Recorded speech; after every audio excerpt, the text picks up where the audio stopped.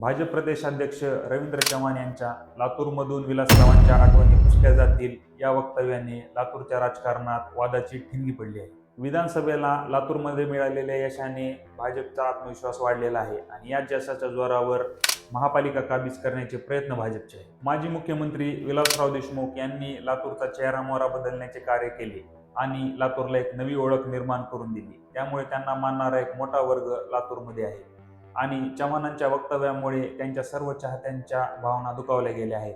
याचा परिणाम म्हणून महापालिका निवडणुकीमध्ये भाजपला मोठे नुकसान सोसावे लागू शकते असे तज्ज्ञांकडून सांगण्यात येत आहे. असे असले तरीही काँग्रेससाठी ही निवडणूक वाटते तेवढी सोपी नाहीये. एकूण 18 प्रभाग आणि 70 सदस्य असलेल्या महापालिकेमध्ये काँग्रेसने वंचित सोबत युती करून निवडणुकीच्या रिंगणात उतरली आहे, तर त्यांच्या विरोधात राष्ट्रवादीने आपले मतांचे विभाजन करण्यासाठी 60 उमेदवार उभे केले आहेत.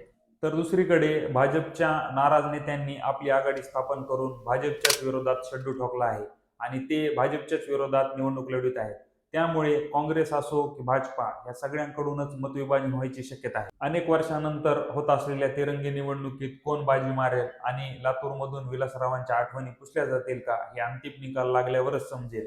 तोपर्यंत लोकांमध्ये एक प्रकारची उत्सुकता निर्माण झाली आहे.